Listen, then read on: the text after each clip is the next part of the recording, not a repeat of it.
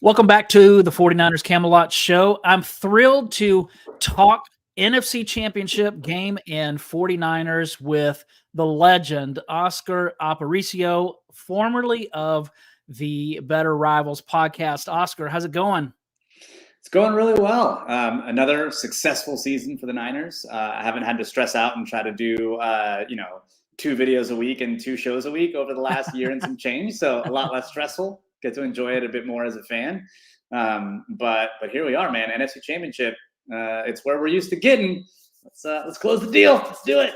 Yeah, it's funny that you mentioned not having to stress over doing shows because I've had some people ask me, can you ask Oscar if they'll bring back the Better Rivals podcast? And I'm sure that's not in the works, but is there, if they make it to the Super Bowl, might there be a Super Bowl reunion show or anything like that? Look, all I'm saying is if banners are up at Levi's, if stars align and Brock Purdy becomes the first quarterback since Steve Young to win a Super Bowl, look, all I'm saying is maybe some surprise things happen, maybe not. We'll see. For maybe a one time only, like a friends reunion. We'll see. But absolutely no guarantees. We're definitely gonna try and enjoy. I mean, hopefully, look, I want to have that problem. I want to have the problem where we're like, hey man, we won the Super Bowl. You want to get together for like an hour and talk about it? Like, I want to have that problem. That would be legendary, man. Y'all would have a lot of happy fans coming out to see that. So Josh says, let's get this dub at work. Just stopping by to say, what's up, fellas? How's it going, Josh? Thanks for stopping in. So let's jump into this. I wanted to see what you thought about, like, how excited were you to see after halftime against the Green Bay Packers when Kyle Shanahan came out and started the whole second half with a run to Jauan Jennings. My reaction was, that's your halftime adjustment. What was your reaction when you saw that? Yeah, when I saw it live, I was like, what are we doing? Clearly the game plan was going to be a heavy Deebo game plan. I mean, I think that's clear based off of how the offense looked and really the first couple plays to Deebo too, I think were part of what the team wanted to do. So it's no surprise that they were going to try to get those plays back into the game plan. When an offense game plans, they have a volume of plays. They've got thousands of plays, who knows how many, right? But they condense that into a certain number that they have on their call sheet. And you really, you have a certain number of plays that are there, that you practice, that you let your team know that are there. If, let's say, you have 10 plays, or 15 plays that are going to be Deebo plays, all of a sudden you reduce what's on your call sheet by a meaningful amount. I could see the logic in trying to get those back in so that you have some variability, some setup there. I just don't know that Jauan Jennings was the player that I would have picked to do that. It would have been someone like Ray McLeod, who's kind of filled that role in the past when Deebo's been injured. But come to find out that Shanahan just kind of went in his mode and went off his script and called the play and forgot to remove the tag. And all of a sudden, Brock Purdy's like, he said he Ron Burgundied it, where he just reads what's on the teleprompter. Right. So it was an honest mistake, makes sense, but they're not going to make that mistake often, I think. Yeah, I'm wondering if Jauan Jennings was like, me, I'm going to run the ball, but it didn't go well, but thankfully it didn't cost the 49ers the game.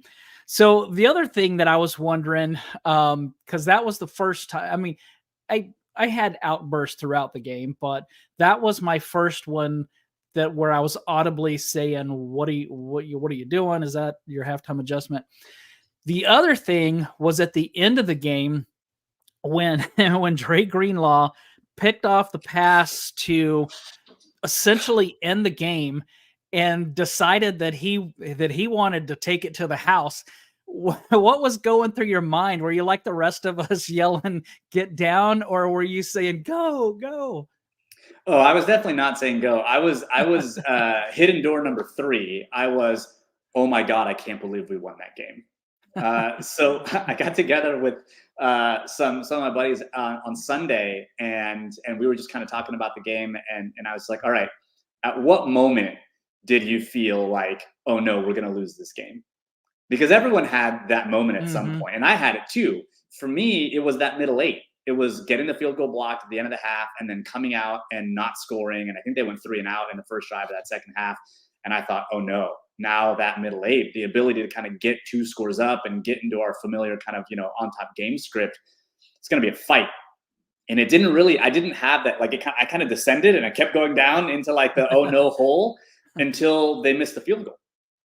And that was when I was like, oh, okay, we got a shot now. And so it was tenterhooks for that whole time. Yeah. And then he picks the ball up. And so it was immediate relief. It was like, oh, we won. It wasn't until the very, very end when I was like, okay, get down, but then by that point he had run out of steam and he fell down. So, whatever is, Greenlaw plays with a specific type of energy on the field. And whatever that energy is, I don't want to take it away. And so if that means he's going to run a little bit extra on picks, I mean, look, I'll take it. If that means we also get to hit quarterbacks on 4th and 1 to prevent them from getting the first down right in the face, you win some, you lose some. Well, I'm thinking Dre Bly. There was another 49ers corner that picked off a pass. Was it Nate Clements? Somebody picked off a pass, was returning it back, other than Dre Bly, that I seem to remember, and ended up fumbling. Maybe that's just in my mind from something else. But so that's what I'm having. I would say that when I thought, oh man, the 49ers are going to lose this game, there were 2 moments. There was the big 50-something yard run by Aaron Jones. Yeah. And then there was the part where the Packers punt. I know the kick returner, I think, had the big return, fumbled, and then the guy behind him just happened to have a lucky bounce. And at that point, I was like, well, I mean, what are you going to do with that? I mean, when the ball's bouncing the other team's way, it's hard to overcome some of those things. But like you said, they pulled it out. So you were one of my very first guests when I started this back in February. I think I had you in February, could have been March. But when that happened, if I would have told you back then, hey, Brock Purdy, the guy who just ruptured his UCL, and we're looking at this long off season, maybe Trey Lance is going to be the guy. Maybe they do something in free agency, which they ultimately did with Sam Darnold. If I would have told you that not only is Brock Purdy going to start in week 1 after having no offseason, and his training camp schedule was a little different, throw a couple of days, rest a day. If I would have told you all of that, he's going to break 49ers passing records. He's going to be essentially the top passer in the league. As far as when you look at different statistics, he's at or near the top in most categories. If I would have told you that, would you have said, hey, look, you need to lay off those funny smelling gummies? Or would you have said, yeah, I can see that? I probably would have said that if he ends up with that kind of profile, the Niners would be the number 1 seed and presumptive Super Bowl favorite. And that's exactly where they're at right now. And I think that is more important, than other things. I think where he falls in terms of quarterback rankings and who's better and who's the MVP, like, I know we all need stuff to talk about, but I think if you told me that's where he would have ended the season, I would have said 2 things. One, then we have a great chance at the Super Bowl, and we do. And the other would be, okay, what's the complexion and makeup of those yards? So that I can see and make kind of my own assessments as to whether or not this is sustainable and this is repeatable. That's a future me problem. That's a thing I'm going to worry about, next year maybe. But at least for this year, it means number 1 seed and presumptive Super Bowl favorite, and that's exactly where the Niners are at. Yeah, that's it's been an incredible season for him. I wanted to ask you this, going back to that the Green Bay game. I feel like Kyle Shanahan has been more aggressive in his approach with Brock Purdy as opposed to Jimmy Garoppolo or Nick Mullins or some of those guys. But the drive before halftime for me was curious. They had plenty of time to drive down the field, score a touchdown, but he kind of was taking it slow, almost like he was playing for a field goal. What were you thinking anything or seeing anything that led you to believe that, okay, he's concerned about the rain, or so far Brock Purdy hasn't been playing well, or does he think Jimmy Garoppolo's still on the team? What were you thinking at that time? Because I was like, come on, come on. But I just wonder if he was just a little nervous that maybe there's a turnover about to happen and he didn't want to give Green Bay the ball. Yeah, I think that's exactly it. I think he knows that the weather affects Brock. I think every Niner fan knows at this point that the weather affects Brock. That this is not a secret. Whether it is tiny hands, whether it is lack of grip strength, whether it is whatever you want to pin it on, when it rains, he has trouble with the football, and that's just I think at this point we have a few examples of that being the case. I think Shanahan knows that too, so he's not as likely to rip it. I also think he thought that you get a field goal and then you get a touchdown coming out of the half, that's 10 points. You're still up 2 scores. You know what I mean? And so I think he thinks that he had enough confidence in the offense kind of coming out that would be a thing that he was kind of banking on. And I also think he was probably playing a little scared. Jordan Love was throwing some darts, and and the rain was not affecting him as much as it was Brock Purdy. Right. And so I think he was like, look, if I give this ball over to Matt LaFleur, who I respect, to a quarterback that seems to be playing well, and the weather's not affecting them as much as it's affecting us, that could be a real turning point. So let me manage this middle 8. Let me make sure I have the ball last, even if that means 10 points versus 14. I don't think that's the right approach, but I think that is uniquely Shanahan, right? How he processes those things has been consistent over the course of the year, and he tends to turtle up, for lack of a better term, in those scenarios, because he goes for the sure thing and not the kind of higher outcome thing, or the thing that's going to get you potentially to a better outcome, even if it requires putting up some risk. He's very risk averse, I would say. Yeah. So Steven's in the chat says, "Hey guys, what's up, Steven? CJ, yo, what up?" And he says, championship week. Yeah, it's time to step up your game, not just for the 49ers, but for the fans as well. We have to step things up. So let me ask you this. Obviously, the 49ers did not play well against the Packers, but they did pull it out. Are you more concerned with the fact that the 49ers didn't play well, or are you more encouraged that they played so poorly and still found a way to win? Yeah, I wouldn't say that they I think about why did they play poorly, and to me it goes back to Brock. This is why I think Brock, because he plays the quarterback position. Like, yes, Christian McCaffrey is important, yes, Deebo's important, and Trent is important, but because of the way the game of football in today's NFL is structured, the quarterback drives everything. And if Brock isn't having a good game, then the Niners aren't going to have a good game, and the rain affects Brock. And to me, as long as it's not going to rain on Sunday, which it doesn't look like it's going to, I don't think that this is a thing I have to worry about more often than not. So I'm not really perturbed by their performance. I do think Green Bay did a couple of things that the Niners should expect in some form or fashion against the Lions and against other teams in general. And that's teams getting to Tampa 2 irregularly. And so what was Green Bay doing? They were giving you a one high look, a single high safety, and then they would rotate in some funky way to basically get a linebacker in kind of that deep middle third, because that's where Brock Purdy loves to throw the football, right? Those basics in-breaker routes. He leads the league in efficiency on those in-breaking routes. And then you still have 2 safeties over the top to prevent passing explosives. The Niners are based on an explosive passes and to a lesser degree explosive runs. But Green Bay basically said, I am not going to get beat with explosives. I'm going to clog the middle of the field with a Tampa defender. I've got 2 safeties over the top now, and we're going to try to muddy the picture for Brock Purdy. I would expect a little bit more of that from the Detroit Lions. So definitely, I think they're going to try to have an answer for that. But outside of that, I don't think that Green Bay did anything that would worry me. And I think, this is really going to be a problem for the 49ers. The things that they did well that are going to get at Brock Purdy, we know about. We know that Brock Purdy's pretty good under pressure, but that we've got a liability at right tackle, right? Like we know that that's going to be a problem. We know that the run game and run game defense for Detroit's going to be very good, but that the Niners have a really good diverse run game. Like these are things that we know. Only thing that I would say, like, okay, let's have an answer for this is some of that funky Tampa stuff that Green Bay did.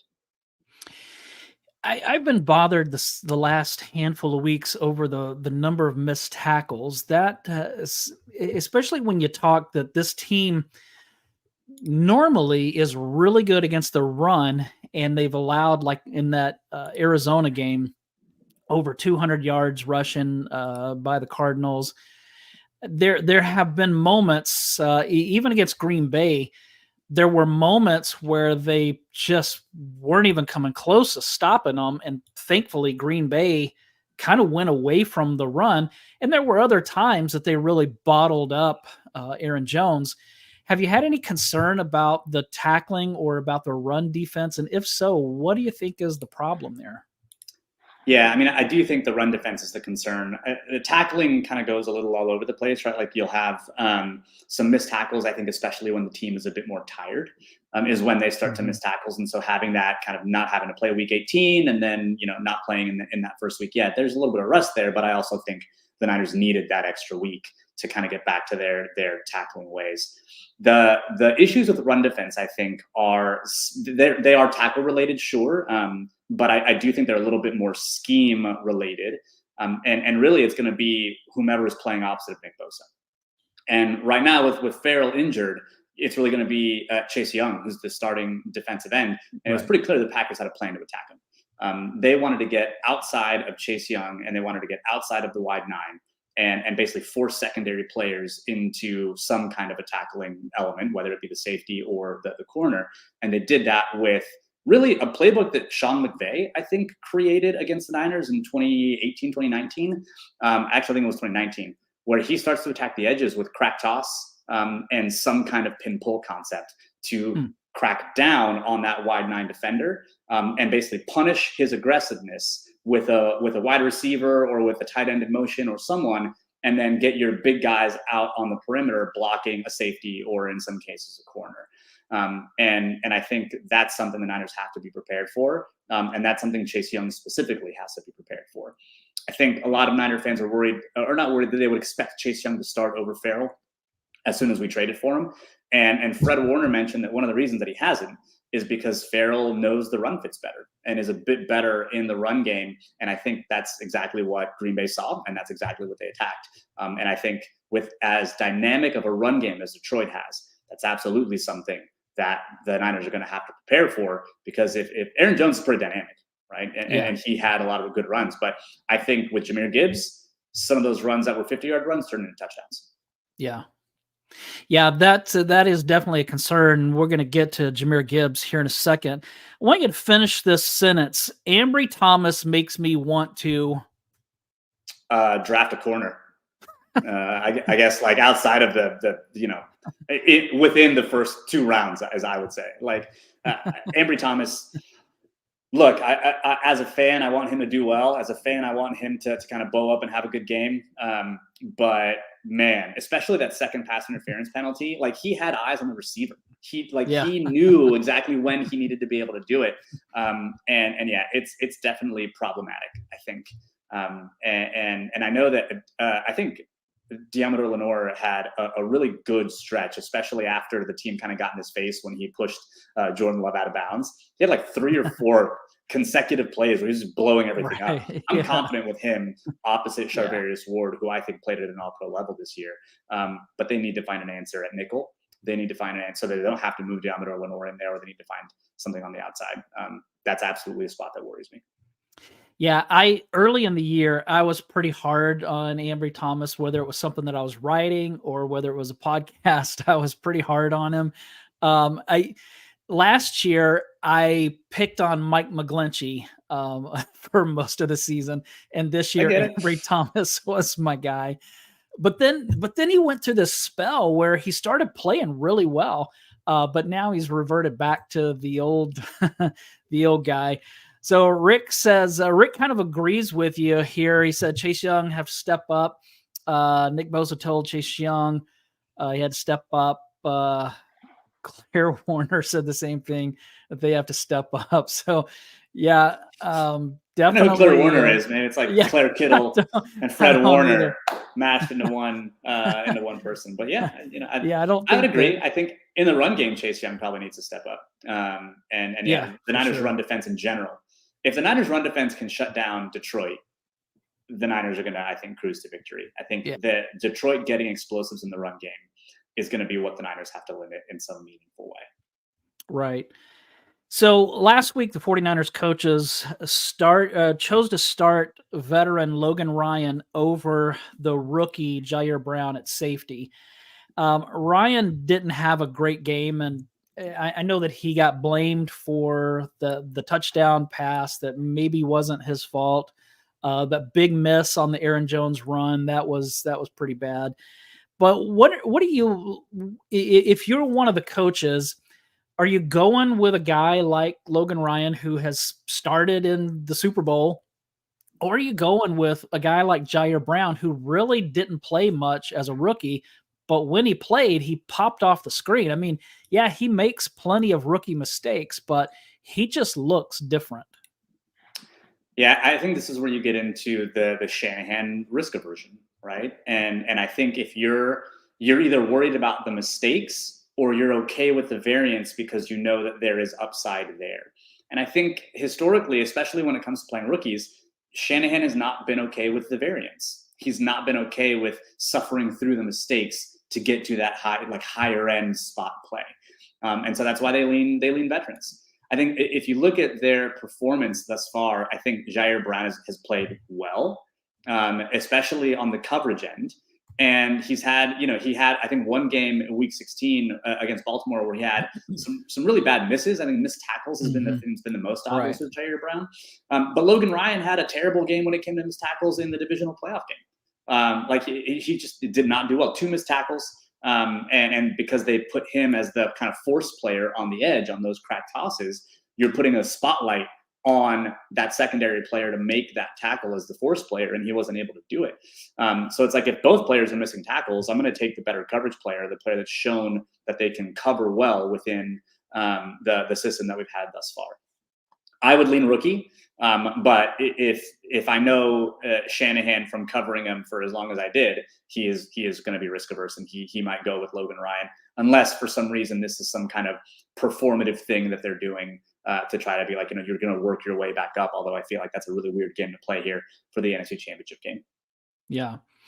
Sounds like Deebo Samuel is trending toward playing. If by chance he doesn't, or if he's limited in what he can do, can the 49ers win the Super Bowl without Deebo Samuel? I think that if they can't win the Super Bowl without Deebo, that's more of an indictment on both Shanahan and Brock than anything else. And I think Brock is a good quarterback, and I think that Shanahan's a fantastic offensive play designer. So I think that the key is knowing what you have at your disposal versus not. And if Shanahan knows he doesn't have Deebo, then he knows how to get and attack certain players in certain ways with the tools at his disposal. What I would love to see, I don't think that we'll see it, but like my pie in the sky is to see Elijah Mitchell and CMC in the backfield together, and have CMC fill that Deebo role, and have CMC in the slot as a receiver and Mitchell as the running back. I think that would be really fun if you really want to try to stretch and stress defenses out. And teams haven't really seen that to date. I think the Niners have just a few snaps this season where they've run it, but it's not been something they've rolled out consistently. So that's what I would think, I would do if I knew I didn't have Deebo.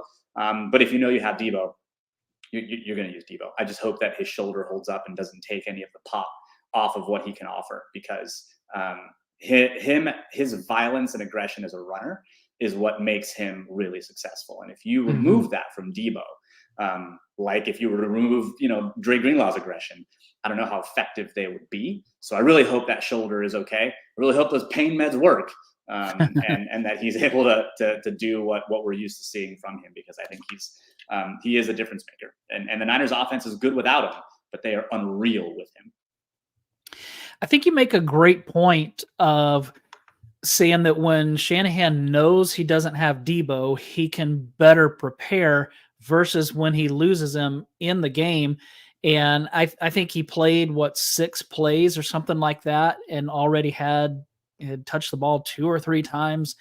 And so when you mentioned this earlier, that it looked like it was going to be a really Deebo centric game, and when a coach loses a guy like that, that really affects them a lot more than if they go into the game knowing that. Is that the case? Yeah, I think so. It's like if you're gonna, and I think it made sense to make it a Deebo game plan, not just because it's Deebo, but because how are you going to get the ball to Deebo in space? It's going to be a short, quick pass in the flat. And when it's raining and the ball is wet, and you don't want to throw the ball 10 yards or 15 yards or 20 yards downfield, a good little short pass is going to be great, right? So I think it was a way to help mitigate some of the weather, still get the ball in one of your playmakers' hands, and let them cook. And now all of a sudden it's like, okay, now I don't have the player that I wanted to have that happen with. And so now things are going to have to change. I'm going to have to adjust. Adjusting on the fly is much more difficult than adjusting in a lab when you have, all of the time and forethought to think. This is why Bill Walsh created the script, right? The first 15 to 25 plays are scripted because Bill Walsh always said, I don't want to have to make these decisions in the heat of the moment. I want to make them in the comfort of my own office when I'm considering all possibilities. And so you go from having to do all the considering and all the thoughtful planning, and now it's in the moment game changes, and Shanahan can do it. I just think I'd prefer to do it when you're in the lab. Yeah. You hit on Jahmyr Gibbs a little bit, and even said that those long Aaron Jones runs will be touchdowns with Gibbs. If you're Steve Wilks, what are you doing to slow him down?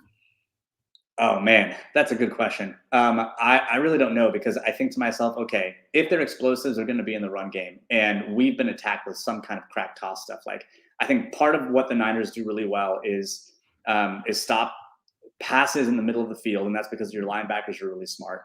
I don't know that it makes a lot of sense to do a ton different. I think if anything, you're really going to try to find some ways to support Chase Young on the edge for some of those crack tosses. But I think this is going to come down to just having your players play, especially when you're going up against a banged up interior of that offensive line. When your center for the Lions is banged up, he's got a knee and ankle issue, and their guard is also out. I think you think Hargrave, Armstead, Kinlaw, you've got to win. You've got to clog up the middle. And Jahmyr Gibbs is probably going to want to get to the outside. Like that's one of the things the Lions do exceptionally well, is run to the outside. You're going to have safety support. You're going to have Gibson, and whether it be Logan or Brown, play well, because I don't think that you can overcommit outside of the middle of the field, because that's where Jared Goff loves to throw the ball. He loves to throw the ball in the middle of the field. And I think going into the playoffs, they were 12th based off of EPA per pass in the NFL in that middle of the field, right? So like they love to do it just like the Niners do. And so I think you kind of have to just say like, yeah, we've got to play gap sound. We've got to play structurally succinct, if you will, and go from there, because the Lions are explosive enough that if you cheat one way, Ben Johnson's good enough to get you on a counter. Is stopping the Detroit run game your number one concern going into the NFC Championship? I think that's going to be one of the things that tilts the game, but my general operating frame is that I'm going to stop what is going to be most explosive and score you the more points. And generally speaking, that's the pass game. Because I think if the Niners over-index to the run, then they're going to get beaten via the pass. And I'd much rather have you try to do like 5 yards, 4 yards, 3 yards than I would 15 yards to 20 yards at a time. So my general operating frame is like, I probably want to stop the pass first, and then, get to a positive game script, and then just remove your run game by just the fact that you can't run.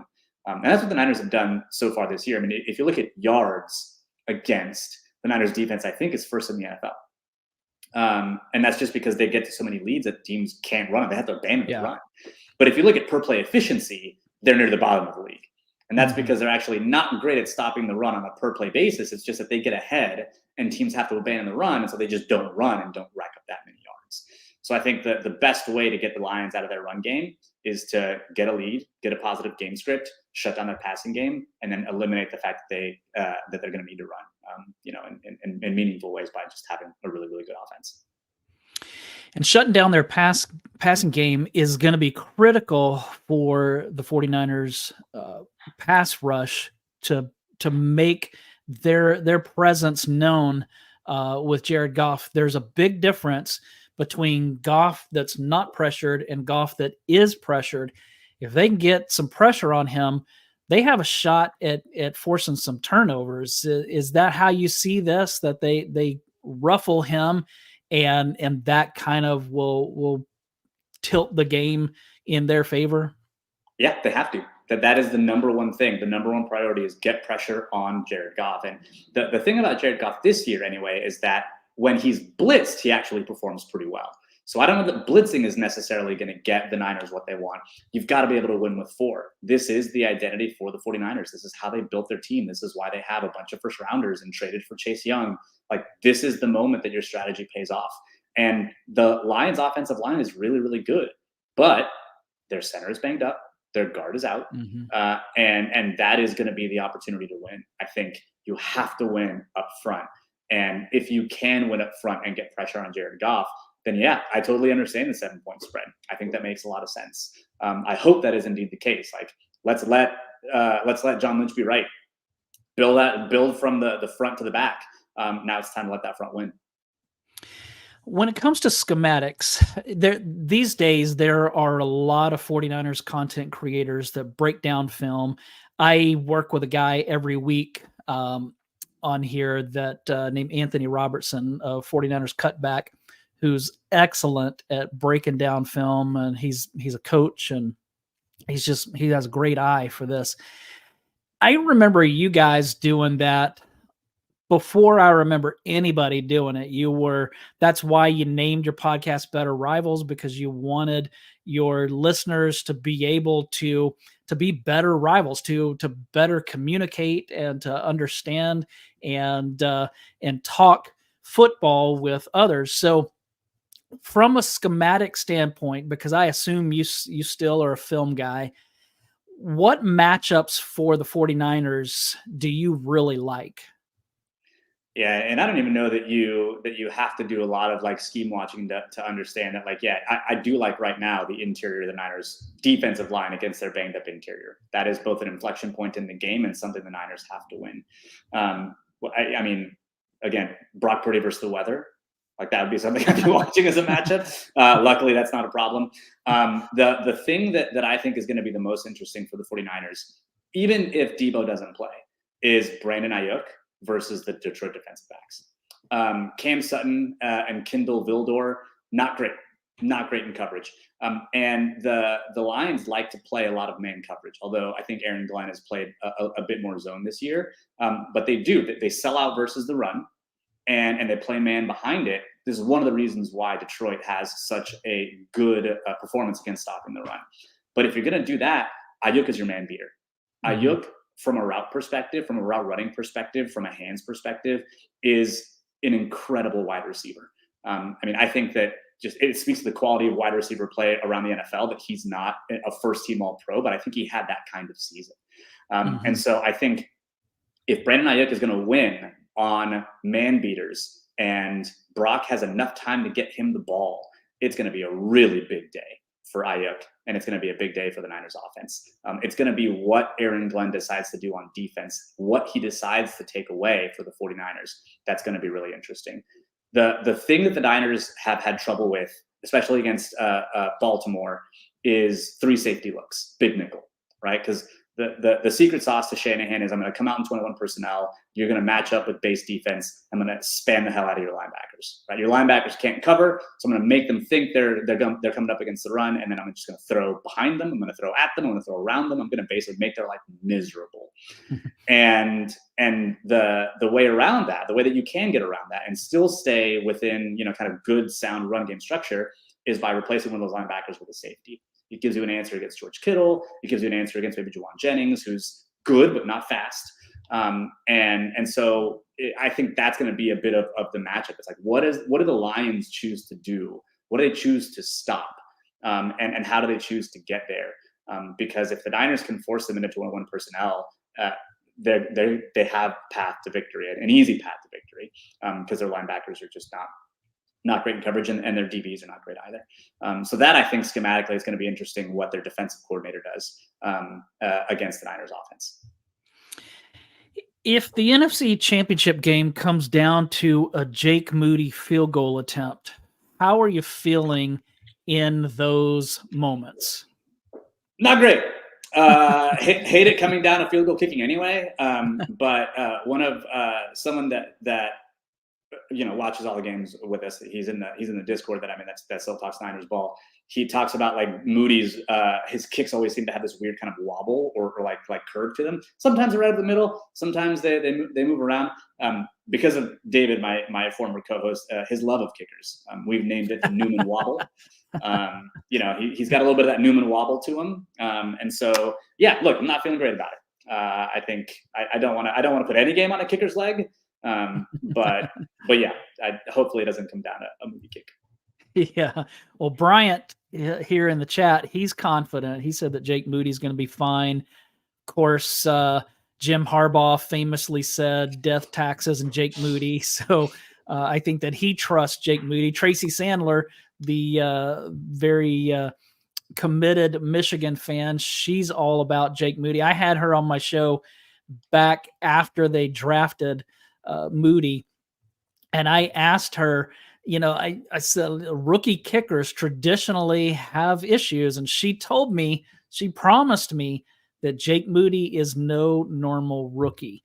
And so he's had some moments, but I don't know, that the one that was blocked, to me, when they showed the replay from back behind Moody, it looked like it was already headed to the left. I don't know if it really was, but that's just what I saw in the moment. I haven't gone back to look at it, so I don't know. I hate to ask this question, but I'm going to just to be annoying. If the 49ers do win, you want Ravens or do you want the Chiefs? I don't know. Really, what I feel like you're asking me there is like, do you want to face a quarterback that could go, thermonuclear at any point, even with subpar wide receivers, or do I want to face someone like Lamar Jackson, who is, electric as a runner and has the best defense in the NFL?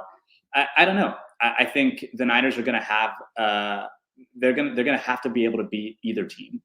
Mm-hmm. Like if this team is as good as we think they are, they should be able to find a path to victory against either one of those teams.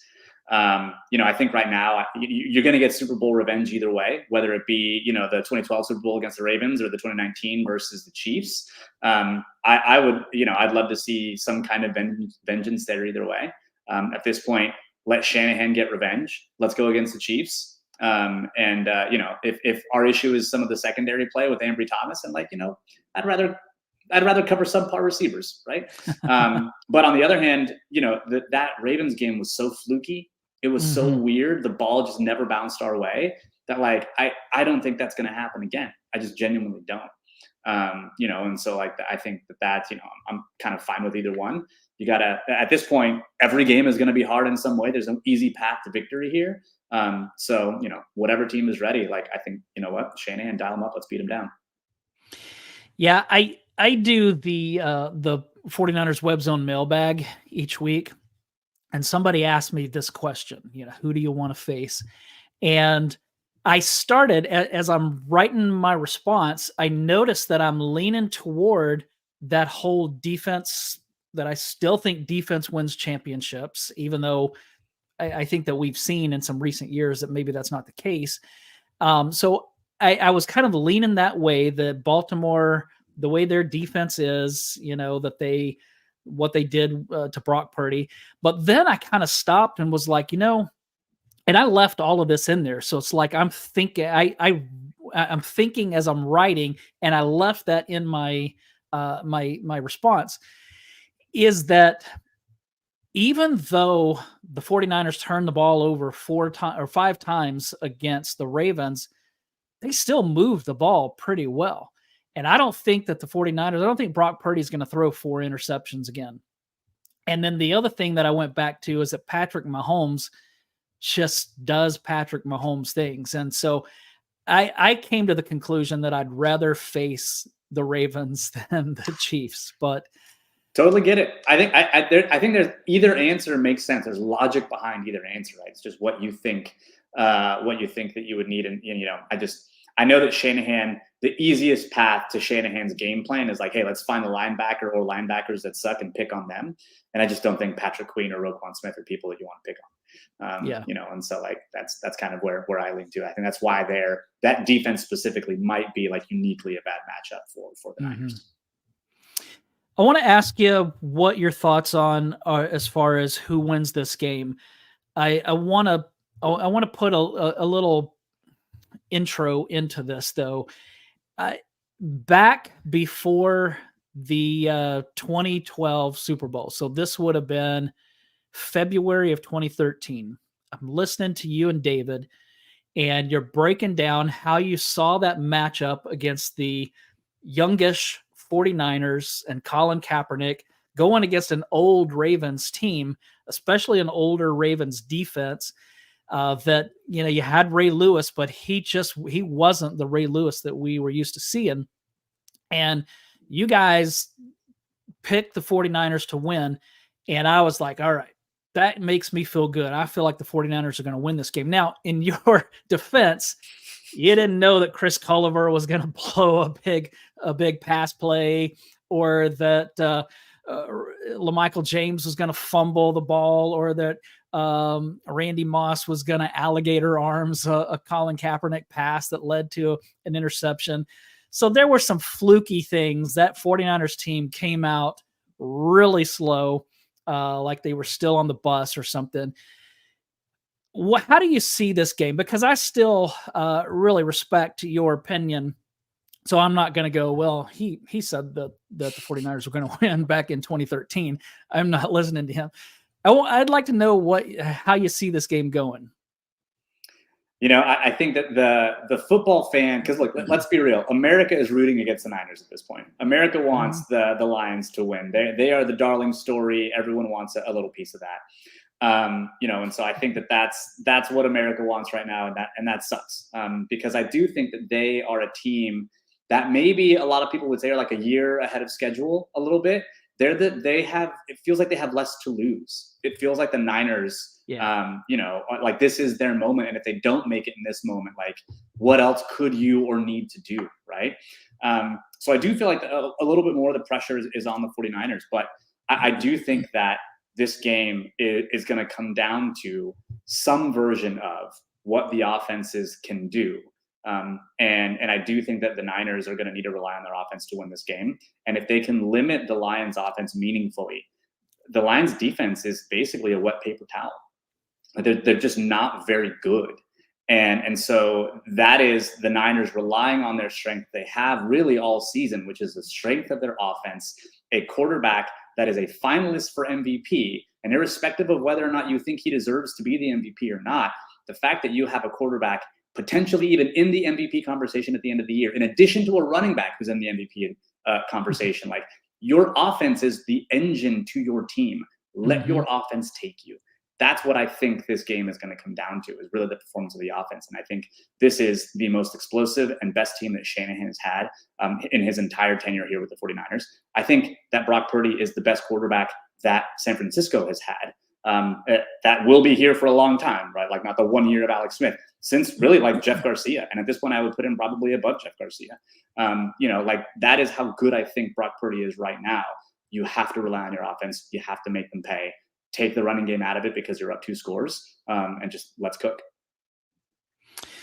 Oscar, it's been a pleasure. Thanks so much for joining me. I would love to see, if the 49ers win the Super Bowl, I'd love to see that Super Bowl celebration edition of the Better Rivals podcast. So keep that in the back of your mind. That would be I would love that too. I think that'd be great. Let's all just pop bottles and just, it'll be like an hour of basically drunk rambling. It'll be great.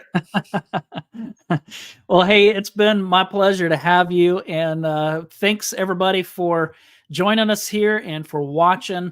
Hope that everybody's enjoyed this. Go Niners. Oscar, any final words? No, I mean, really, it's just this is the time. Let's do it. Let's go get an NFC Championship. Let's go get a Super Bowl ring, and basically, as always, go Niners. Amen.